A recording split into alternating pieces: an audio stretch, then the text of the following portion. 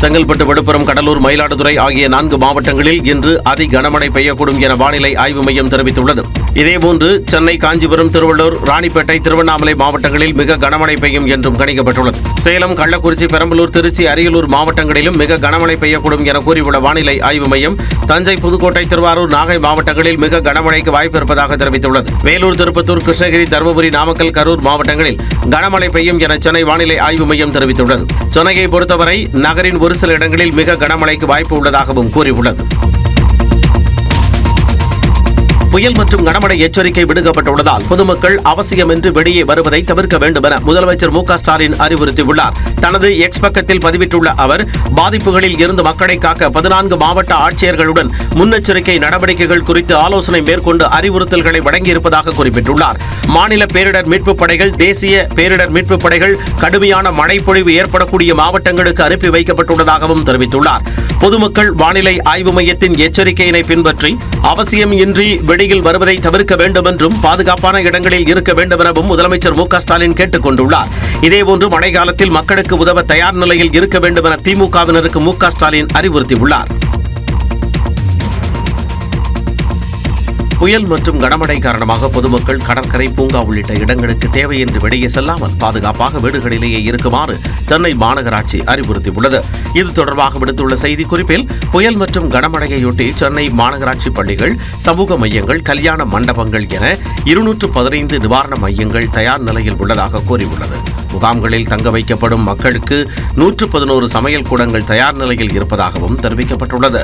விடும் மரங்களை அகற்ற 457 மர அறுவை இயந்திரங்கள் தயார் நிலையில் உள்ளதாக கூறியுள்ள சென்னை மாநகராட்சி, சோழிங்கநல்லூர், பெருங்குடி, தண்டையார்பேட்டை ஆகிய மண்டலங்களில் தலா 25 பேர் அடங்கிய மாநில பேரிடர் மீட்புக் குழு தயார் நிலையில் உள்ளதாகவும் தெரிவித்துள்ளது. மேலும் பொதுமக்களுக்கு சில அறிவுரைகளையும் சென்னை மாநகராட்சி வழங்கியுள்ளது. அதன்படி பொதுமக்கள் தேவையின்றி வெளியில் செல்வதை தவிர்த்து பாதுகாப்பாக வீடுகளிலேயே இருக்குமாறும், கடற்கரை மற்றும் பூங்காக்களுக்கு செல்ல வேண்டாம் என்றும் தெரிவித்துள்ளது. புயல் மழையின் போது ஆபத்தான இடங்களில் நின்று செல்ஃபி எடுப்பதை தவிர்க்குமாறு தெரிவித்துள்ள சென்னை மாநகராட்சி, தாழ்வான இடங்களில் வாழும் முதியோர் மற்றும் கர்ப்பிணிகள் பாதுகாப்பான இடங்களுக்கு முன்கூட்டியே செல்லுமாறும் அறிவுறுத்தியுள்ளது. பொதுமக்கள் புகாருக்கும் உதவிக்கும் 1913 என்ற 24 மணி நேர கட்டுப்பாட்டு அறையை தொடர்பு கொள்ளலாம் என்றும் தெரிவிக்கப்பட்டுள்ளது. 18 நாட்கள் நீடித்த ஆம்னி பேருந்து உரிமையாளர்கள் போராட்டம் சுமூக பேச்சுவார்த்தை மூலம் தீர்வு காணப்பட்ட நிலையில் போராட்டம் வாபஸ் பெறப்பட்டது. தமிழ்நாட்டிலிருந்து ஆந்திரா, தெலங்கானா, கேரளா, கர்நாடகா உள்ளிட்ட பல்வேறு மாநிலங்களுக்கு ஆம்னி பேருந்துகள் இயக்கப்பட்டு வருகிறது. இந்நிலையில் வரிபாக்கி உள்ளிட்ட காரணங்களுக்காக தமிழக ஆம்னி பேருந்துகளை பறிமுதல் செய்த கேரள போக்குவரத்து துறை மொத்தமாக 70 லட்சம் ரூபாய் வரை அபராதம் விதித்தது. இதனை கண்டித்து ஆம்னி பேருந்து உரிமையாளர்கள் போராட்டத்தில் ஈடுபட்டதால் பிற மாநிலங்களுக்கான ஆம்னி பேருந்து சேவை நிறுத்தப்பட்டது. இந்நிலையில் ஆம்னி பேருந்து உரிமையாளர்களுடன் போக்குவரத்து துறை அமைச்சர் சிவசங்கர் உள்ளிட்டோர் நடத்திய பேச்சுவார்த்தையில் சுமூக தீர்வு காணப்பட்ட நிலையில் ஏறத்தாழ 18 நாட்கள் நீடித்த போராட்டம் முடிவுக்கு வந்துள்ளது. இது தொடர்பாக ஆம்னி பேருந்து உரிமையாளர்கள் சங்கம் வெளியிட்டுள்ள அறிக்கையில், ஐயப்ப பக்தர்கள் பாதிக்காத வகையில் மாநிலங்களுக்கு இடையிலான பேருந்து சேவை தொடங்கப்படுவதாக தெரிவிக்கப்பட்டுள்ளது. ஸ்லீப்பர் வகுப்பு பயணிகளுக்கு குறைந்த விலையில் படுக்கை விரிப்பு வழங்கக்கூடிய திட்டத்தை சென்னை கோட்டத்தில் தெற்கு ரயில்வே தொடங்கியுள்ளது. ஸ்லீப்பர் வகுப்பு பயணிகளின் வசதி மற்றும் சுகாதாரத்தை மேம்படுத்தக்கூடிய நோக்கத்தில் தெற்கு ரயில்வேயின் சென்னை கோட்டம் இத்திட்டத்தை அறிமுகம் செய்துள்ளது. அதன்படி 2026 ஜனவரி மாதம் முதல் ஏசி அல்லாத ஸ்லீப்பர் வகுப்பு பயணிகள் கட்டணம் செலுத்தி சுகாதாரமான படுக்கை விரிப்புகளை குறைந்த விலையில் பெற்றுக் கொள்ளலாம்.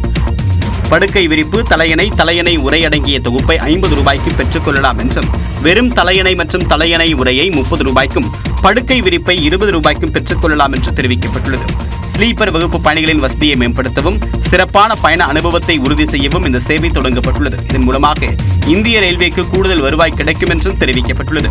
முதற்கட்டமாக சென்னை கோட்டத்தால் பராமரிக்கப்படக்கூடிய 10 ரயில்களில் 3 ஆண்டுகளுக்கு இந்த சேவை தொடங்கப்பட்டுள்ளது. ஜெயலலிதா பெயர் சூட்டப்பட்ட பல்கலைக்கழகத்திற்கு திமுக ஆட்சியில் எந்த பாகுபாடும் காட்டவில்லை என்று கூறிய முதலமைச்சர் மு.க.ஸ்டாலின் இத்தகைய அரசியல் மாண்பையே விரும்புவதாக தெரிவித்தார். தமிழ்நாடு டாக்டர் ஜெயலலிதா இசை மற்றும் கவின்கலை பல்கலைக்கழகத்தின் 3ஆம் ஆண்டு பட்டமளிப்பு விழா சென்னையில் நடைபெற்றது.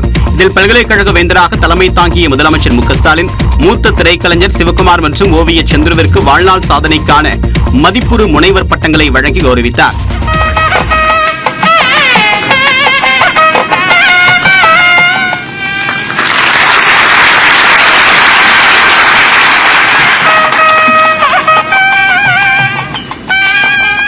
பிறகு பேசிய முதலமைச்சர் மு.க.ஸ்டாலின் ஒரு சமூகத்தின் சிந்தனை வளர்ச்சிக்கு கலைஞர்கள் மிக அவசியம் என்று கூறினார். அம்மையார் ஜெயலலிதாவுடைய பெயர் சூட்டப்பட்ட இந்த பல்கலைக்கழகம், இதற்கு நாங்கள் எந்த பாகுபாடும் காட்டல. இந்த பட்டமளிப்பு விழாவை கூட நாங்கள் புறக்கணிப்பும் இல்லை. இன்னும் சொல்லணும்னா 2021 பிறகு இந்த யூனிவர்சிட்டிக்கு இன்னும் செழுமையா வளர்த்திருக்கிறோம். இதுதான் நான் நிறுவ நினைக்கிற அரசியல் மாண்பு. இந்த அரசியல் மாண்பு நடுவில் இல்லாம போயிருந்தாலும் எதிர்காலத்தில் நிச்சயமாக எப்பவும் தொடரணும் என்று நான் விரும்புகிறேன். மதுரை மாவட்டம் வளையங்குளத்தில் கிராமிய கலைப்பயிற்சி மையம் அமைக்க அரசு சார்பில் நிலம் ஒதுக்கீடு செய்யப்படும் என்றும் முதலமைச்சர் அறிவித்தார்.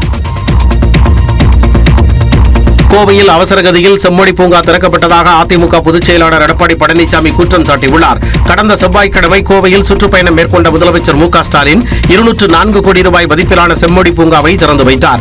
இந்நிலையில் இது தொடர்பாக அறிக்கை வெளியிட்டுள்ள இபிஎஸ், காந்திபுரம் சிறைச்சாலை மைதான வளாகத்தில் கட்டப்பட்டுள்ள செம்மொழி பூங்கா முழுமையாக நிறைவு பெறாமல் வெற்று விளம்பரத்திற்காக திறக்கப்பட்டதாக குற்றம் சாட்டியுள்ளார்.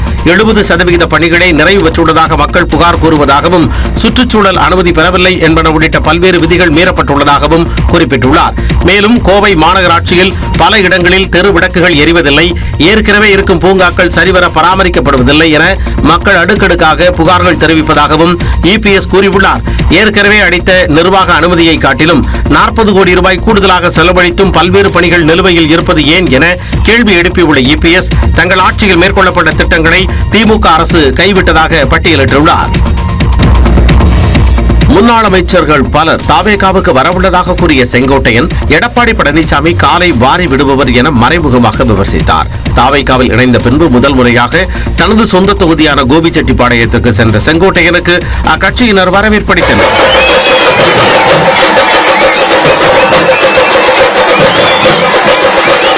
அப்போது தொண்டர் ஒருவர் செங்கோட்டையன் வேனில் நிற்க ஏதுவாக அவரது காலை பிடித்தபோது எடப்பாடி பழனிசாமியை மறைமுகமாக விமர்சித்தார்.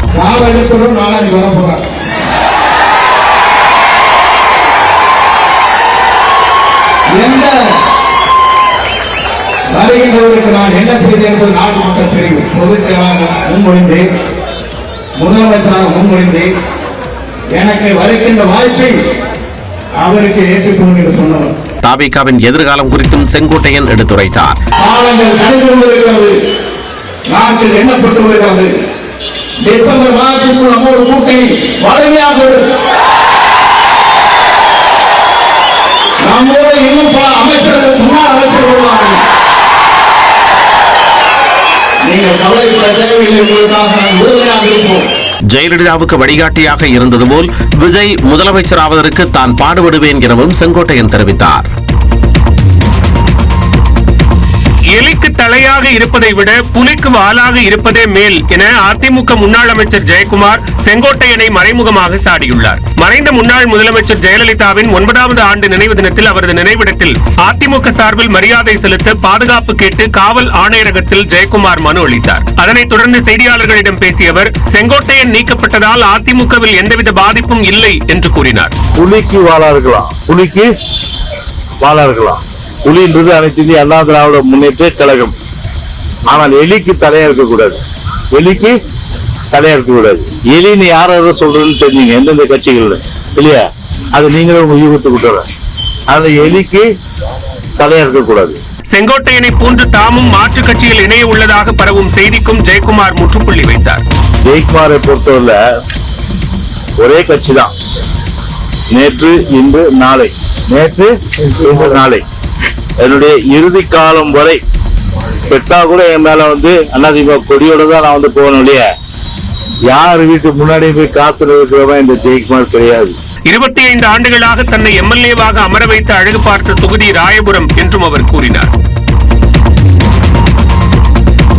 ராமதாஸ் தரப்பு கோரிக்கையை நிராகரித்த தேர்தல் ஆணையம் வரும் சட்டப்பேரவை தேர்தலில் அன்புமணி தரப்பிற்கே மாம்பழம் சின்னம் என்பதை உறுதி செய்துள்ளது. பாட்டாளி மக்கள் கட்சியின் நிறுவனர் ராமதாசுக்கும் அவரது மகன் அன்புமணிக்கும் இடையே கடந்த சில மாதங்களாக கருத்து மோதல் நிலவி வருகிறது. இதனிடையே தேர்தல் ஆணையம் அன்புமணியை பாமக தலைவராக அங்கீகரித்து மாம்பழம் சின்னத்தையும் அவரது தரப்புக்கு ஒதுக்கியது. அதனைத் தொடர்ந்து ராமதாஸ் தரப்பினர் டெல்லியில் உள்ள தலைமை தேர்தல் ஆணையத்தை அணுகினர். பாமகவின் கௌரவ தலைவர் ஜி.கே. மணி, சட்டமன்ற உறுப்பினர் அருள் உள்ளிட்டோர் தேர்தல் ஆணையத்தை நாடி தாங்கள்தான் உண்மையான பாமக என்றும் தங்களது தரப்பை ஆதரிக்க வேண்டும் எனவும் மனு அளித்தனர். அதனை பரிசீலித்த தேர்தல் ஆணையம் அந்த மனுவை நிராகரித்து உத்தரவிட்டுள்ளது. இதனால் வரும் சட்டமன்ற தேர்தலில் அன்புமணி தரப்பிற்கு தான் மாம்பழம் சின்னம் என்பது உறுதியாகிவிட்டது. இந்த நிலையில் டெல்லியில் செய்தியாளர்களை சந்தித்த ஜி.கே. மணி, தேர்தல் ஆணையம் போலியான ஒரு ஆவணத்தை ஏற்று இந்த உத்தரவை பிறப்பித்துள்ளதாக கூறினார்.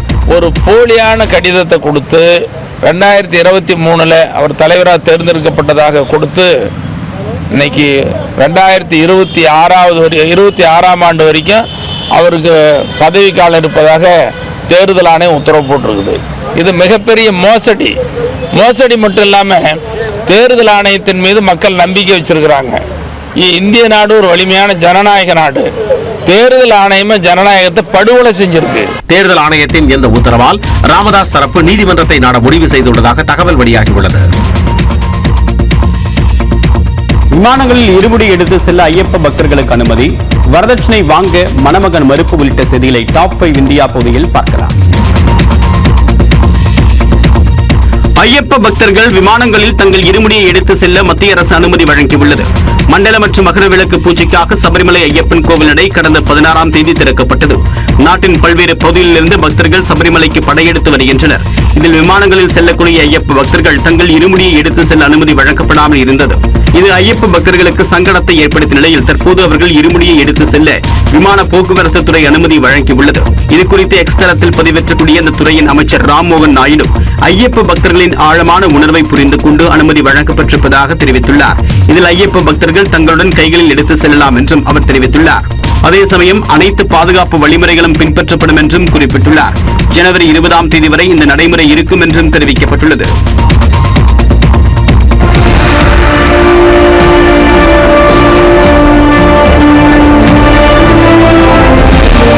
உலகிலேயே உயரமான ராமர் சிலையை கோவாவில் பிரதமர் மோடி திறந்து வைத்தார். தெற்கு கோவாவில் உள்ள சம்ஸ்தான கோகார்ன் பத்ரகாளி ஜீவோட்ட மடத்தின் 550வது ஆண்டு விழா நடைபெற்றது. இதில் பிரதமர் மோடி கலந்து கொண்டார். அப்போது அங்கு அமைக்கப்பட்டிருக்கும் 77 அடி உயர வெண்கல ராமர் சிலையை பிரதமர் மோடி திறந்து வைத்தார்.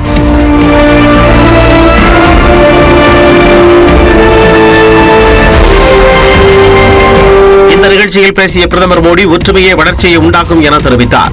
भारत का रास्ता एकता से होकर जाता है।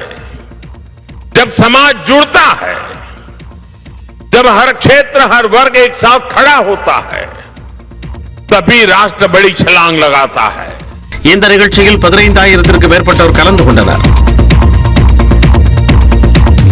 காற்று மாசு குறித்து நாடாளுமன்றத்தில் விவாதித்து உரிய நடவடிக்கைகள் எடுக்கப்பட வேண்டும் என மக்களவை எதிர்க்கட்சித் தலைவர் ராகுல் காந்தி வலியுறுத்தியுள்ளார். தனது இல்லத்தில் டெல்லியைச் சேர்ந்த பெண்கள், மருத்துவர்கள், சுற்றுச்சூழல் ஆர்வலர்களை ராகுல் காந்தி சந்தித்தார். அவர்களுடன் டெல்லி உட்பட வட இந்தியாவில் அதிகரித்து வரும் காற்று மாசு குறித்து ராகுல் ஆலோசனை நடத்தினார். Pretty much anybody, and you're going to breathe the air eventually. So in a sense that everybody is affected by it. The poorest person who's living in Delhi and the richest person who's living in Delhi is affected by it. இது குறித்து தனது X பக்கத்தில் பதிவிட்டுள்ள ராகுல் காந்தி, தாம் சந்திக்கும் ஒவ்வொரு தாயும் தங்கள் குழந்தை நச்சுத்தன்மை கொண்ட காற்றை சுவாசிப்பதாக கூறுகிறார்கள் என குறிப்பிட்டுள்ளார். மேலும் அனைவரும் சோர்வடைந்து அச்சத்துடனும் கோபத்துடனும் இருப்பதாக ராகுல் பதிவிட்டுள்ளார். குழந்தை நம் கண்முன் மூச்சு திணறிக் கொண்டிருக்கும் போது பிரதமர் மோடியால் எப்படி அமைதியாக இருக்க முடிகிறது என கேள்வி எழுப்பியுள்ள ராகுல், மத்திய அரசிடம் எந்த அவசர திட்டமோ அல்லது பொறுப்பு ஏற்போ இல்லை என்று விமர்சித்துள்ளார். நாடாளுமன்றத்தில் காற்று மாசு குறித்து விவாதம் நடத்தி இந்த சுகாதார அவசர நிலை குறித்து உரிய நடவடிக்கை எடுக்க வேண்டும் என்றும் குறிப்பிட்டுள்ளார். கர்நாடக முதலமைச்சர் பதவி விவகாரத்தில் கட்சி தலைமையின் உத்தரவுக்கு கட்டுப்படுவதாக கூறியுள்ள சித்தராமையா இன்று தனது இல்லத்திற்கு காலை உணவுக்கு வருமாறு டி.கே. சிவக்குமாருக்கு அழைப்பு விடுத்துள்ளார். கர்நாடக முதலமைச்சராக டி.கே. சிவக்குமார் பொறுப்பேற்க வேண்டும் என அண்மை காலமாக அவரது ஆதரவு எம்எல்ஏக்கள் குரல் எழுப்பி வந்தனர். இச்சூழலில் கடந்த 26ஆம் தேதி பெங்களூருவில் நடைபெற்ற நிகழ்ச்சியில் பேசிய துணை முதலமைச்சர் டி.கே. சிவக்குமார் தான் 5 ஆண்டுகளாக கர்நாடக மாநில காங்கிரஸ் தலைவர் பதவியை வகித்து வருவதால் மற்றவர்களுக்கு வழிவிட விரும்புவதாக கூறினார். இது கர்நாடக காங்கிரஸில் சலசலப்பை ஏற்படுத்திய நிலையில் டி.கே. சிவக்குமாருடன் காங்கிரஸ் தலைவர் கார்கே ஆலோசனை நடத்தினார். இந்நிலையில் டி.கே. சிவக்குமாருடன் பேச்சுவார்த்தை நடத்துமாறு முதலமைச்சர் சித்தராமையாவுக்கு காங்கிரஸ் தலைமை உத்தரவிட்டது. இதுகுறித்து பெங்களூருவில் செய்தியாளர்களிடம் பேசிய முதலமைச்சர் சித்தராமையா, காங்கிரஸ் தலைமை என்ன முடிவெடுக்கிறதோ அதற்கு தாம் கட்டுப்படுவேன் என்றார். ಹೈಕಮಾಂಡ್ನವರು ನಾನು ನನ್ನ ಸ್ಟ್ಯಾಂಡ್ನಲ್ಲಿ ಏನು ಬದಲಾವಣೆ ಇಲ್ಲ. ಹೈಕಮಾಂಡ್ ಅವರು ಏನು ಹೇಳ್ತಾರೆ ಅದ್ರ ಪ್ರಕಾರ ನಾನು ಕೇಳ್ತೀನಿ ಅಂತ ಹೇಳಿದ್ದೀನಿ. ಸೊ ಈಗಲೂ ಅದನ್ನೇ ಹೇಳ್ತೀನಿ, ನಾಳೆನೂ ಅದನ್ನೇ ಹೇಳ್ತೀನಿ. ನಾವಿಬ್ರು ಕೂಡ ಅವರು ಹೇಳ್ತೀವಿ, ಅವರು ಅನೇಕ ಸಾರಿ ಹೇಳಿದ್ದಾರೆ ಹೈಕಮಾಂಡ್ ಅವರು ಹೇಳ್ದಾಗ ಕೇಳ್ತೀವಿ ಅಂತ. ನಾವು ಅನೇಕ ಸಾರಿ ಹೇಳಿದ್ದೀವಿ, ಹೈಕಮಾಂಡ್ ಅವರು ಹೇಳ್ದಾಗ ಕೇಳ್ತೀವಿ. இதனிடையே ஆளும் காங்கிரஸ் அரசுக்கு எதிராக நம்பிக்கையில்லா தீர்மானம் கொண்டுவர பாஜக ஆலோசனை நடத்தி வருவதாக முன்னாள் முதலமைச்சர் பசவராஜ் பொம்மை தெரிவித்துள்ளார். வரதட்சணை தொடர்பான வன்முறை மற்றும் துன்புறுத்தல்கள் தொடர்ந்து தலைப்புச் செய்திகளில் இடம் பிடித்து வரும் வேளையில் உத்தரப்பிரதேசத்தில் ஒரு மணமகன் மணப்பெண் வீட்டார் வழங்கிய 31 லட்சம் ரூபாய் வரதட்சணையை பெற மறுத்தது ஆச்சரியத்தை ஏற்படுத்தியுள்ளது. முசாஃபர் நகர் அருகே நக்வா கிராமத்தைச் சேர்ந்த அவதேஷ், அதித்தி சிங் ஆகியோரின் திருமண விழாவுக்கு ஏற்பாடு செய்யப்பட்டது. மணப்பெண்ணின் தந்தை கொரோனா தொற்று காலத்தில் உயிரிழந்துவிட்ட நிலையில் குடும்பத்தினர் சேர்ந்து மகளுக்காக 10 லட்சம் ரூபாய் ரொக்கம், 21 லட்சம் ரூபாய் மதிப்பிலான தங்கம் ஆகியவற்றை வரதட்சணையாக ஏற்பாடு செய்திருந்தனர். திருமண நாளில் உறவினர்கள் முன்னிலையில் பெண் வீட்டார் வரதட்சணையை தட்டில் வைத்து மணமகனிடம் கொடுத்தனர். ஆனால் அதனை வாங்க மறுத்த மணமகன் அவதேஷ் வரதட்சணைக்கு எதிரான தனது நிலைப்பாட்டை உறுதியாக தெரிவித்து வெறும் 1 ரூபாயை மட்டும் சம்பிரதாயத்திற்கு வாங்கிக் கொண்டார். வரதட்சணை பணத்தை வாங்காமல் அவதேஷ் மணப்பெண்ணின் கழுத்தில் தாலி கட்டினார். திருமணத்திற்கு வந்திருந்த அனைவரும் மணமகனை வெகுவாக பாராட்டினர். மணமகள் முழு திருப்தியோடும் மகிழ்ச்சியோடும் கணவன் வீட்டிற்கு சென்றார். கனமழை வெள்ளத்தால் முடங்கிய இலங்கை, இந்தோனேஷியா, தாய்லாந்து நாடுகளில் வெள்ள பாதிப்பு உள்ளிட்ட செய்திகளை டாப் 5 உலகம் பகுதியில் பார்க்கலாம். இலங்கையில் டிட்வா சூறாவளி தாக்கத்தினால் கொழும்பு, அனந்தபுரா, பதுளை உள்ளிட்ட 17 மாவட்டங்கள் கடுமையாக பாதிக்கப்பட்டுள்ளன. கடனி நதி இதுவரை காணாத வெள்ள அளவை நெருங்கி வருவதால் கொழும்பு மற்றும் அதை சுற்றியுள்ள பகுதிகளுக்கு கடுமையான ஆபத்தை ஏற்படுத்தியுள்ளது.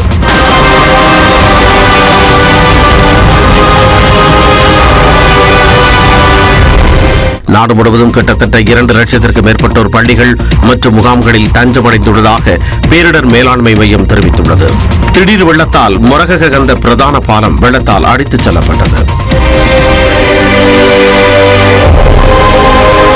தொடர் மழை நீடிக்கும் என்று தெரிவிக்கப்பட்டுள்ள நிலையில் தேசிய கட்டட ஆராய்ச்சி நிறுவனம் 11 மாவட்டங்களில் உள்ள 91 மலை கிராமங்களுக்கு 3ஆம் கட்ட சிவப்பு மண் சரிவு எச்சரிக்கை விடுத்து பொதுமக்கள் உடனடியாக பாதுகாப்பான இடங்களுக்கு நகர்ந்து செல்லுமாறு அறிவுறுத்தியது. இதனிடையே புயலால் பாதிக்கப்பட்ட இலங்கைக்கு அவசரகால உணவுகள் முதல் அத்தியாவசிய பொருட்களை வழங்கி இந்தியா உதவிக்கரம் நீட்டியுள்ளது. இந்தோனேசியாவின் சுமத்ரா தீவில் ஏற்பட்ட வெள்ளம் மற்றும் நிலச்சரிவில் சிக்கி பலியானவர்களின் எண்ணிக்கை 174ஆக அதிகரித்தது. சுமத்ராவில் உள்ள தவனுலி, சிபோல்கா, ஆக்சே, பட்டாங் உள்ளிட்ட மாகாணங்களில் கனமழையால் வெள்ளம் ஏற்பட்டது.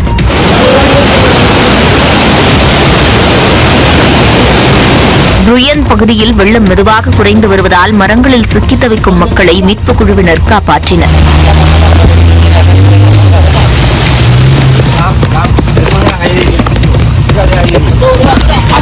சிம்பாங் எம்பாட் தஞ்சங் கிராமத்தில் நத்தம் இரும்பு பாலம் வெள்ளத்தில் அடித்துச் செல்லப்பட்டது.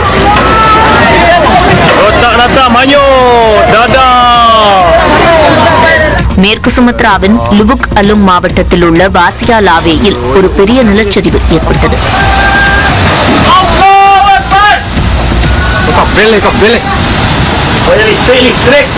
பலி எண்ணிக்கை 174ஆக அதிகரித்த நிலையில் 100க்கும் மேற்பட்டோர் மாயமானதால் மீட்புப் பணி தீவிரமாக நடைபெறுகிறது. தாய்லாந்தின் தெற்கு பகுதியில் கனமழையால் ஏற்பட்ட வெள்ளத்தால் உயிரிழந்தவர்களின் எண்ணிக்கை 145ஆக உயர்ந்தது. 12 மாகாணங்களில் பெய்த கனமழையால் ஏற்பட்ட வெள்ளத்தால் சுமார் 12 லட்சம் வீடுகளை வெள்ளம் சூழ்ந்திருப்பதாகவும் 36 லட்சம் மக்கள் பாதிக்கப்பட்டுள்ளதாகவும் பேரிடர் மீட்புத்துறை தெரிவித்துள்ளது.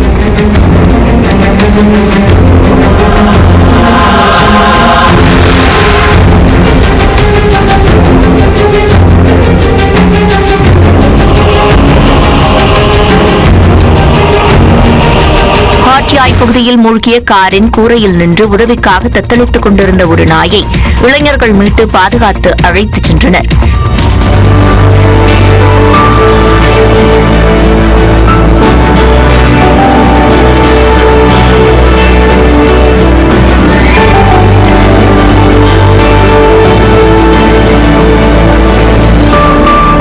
சேதமடைந்த சாலைகள், விழுந்த மின்கம்பங்கள், சிதறிக் கிடக்கும் வீட்டு உபயோகப் பொருட்கள் என வீதிகள் தோறும் வெள்ளத்தின் சுவடுகள் காணப்படுகின்றன. கிறிஸ்துமஸ் பண்டிகையொட்டி லண்டனில் உருவாக்கப்பட்டுள்ள ஜிஞ்சர் பிரெட் சிட்டியின் அழகிய காட்சியில்தான் இவை. லண்டனில் கிறிஸ்துமஸ் பண்டிகையை முன்னிட்டு ஒவ்வொரு ஆண்டும் நடைபெறும் புகழ்பெற்ற கண்காட்சி தி ஜிஞ்சர் பிரெட் சிட்டி. ஒரு நகரத்தை முழுக்க முழுக்க ஜிஞ்சர் பிரெட், ஐசிங், மிட்டாய்கள் மற்றும் பிற உண்ணக்கூடிய பொருட்களால் வடிவமைத்து காட்சிப்படுத்தும் ஒரு அற்புதமான கலை படைப்பு.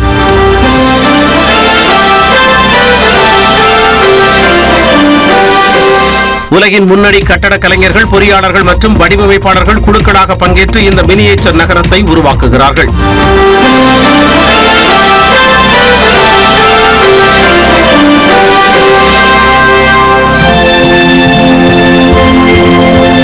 தி பிளேஃபுல் சிட்டி என்பதுதான் இந்த ஆண்டின் கருப்பொருள்.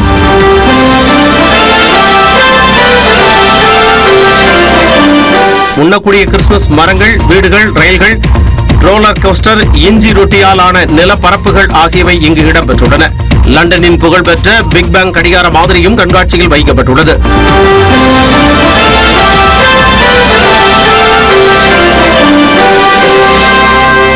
கண்காட்சி முடிந்தவுடன் ஜிஞ்சர் பிரெட் அனைத்தும் இயற்கை உரமாக மறுசுழற்சி செய்யப்படும். 24 நாடுகள் பங்கேற்கும் ஜூனியர் ஹாக்கி உலகக்கோப்பை தொடர் சென்னையிலும் மதுரையிலும் நேற்று கோலாகலமாக தொடங்கியது. சென்னை மேயர் ராதாகிருஷ்ணன் மைதானத்தில் இந்திய அணியின் முதல் போட்டியை கலை நிகழ்ச்சிகளுடன் அமைச்சர் உதயநிதி ஸ்டாலின் தொடங்கி வைத்தார்.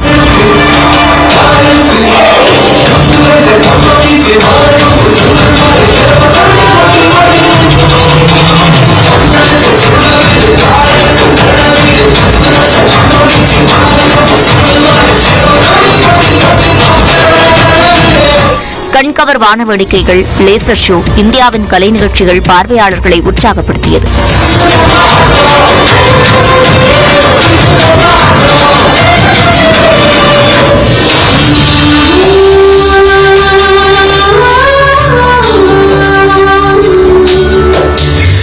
இதனையடுத்து ஏ பிரிவில் சிலி அணியை எதிர்கொண்ட இந்திய அணி 7-0 என்ற கோல் கணக்கில் எளிதாக வென்றது. டிசம்பர் 2ஆம் தேதி வரை நடைபெறவுள்ள லீக் போட்டிகளில் தினசரி 8 ஆட்டங்கள் இடம்பெறும். டிசம்பர் 10ஆம் தேதி சென்னையில் இறுதிப் போட்டி நடைபெறும்.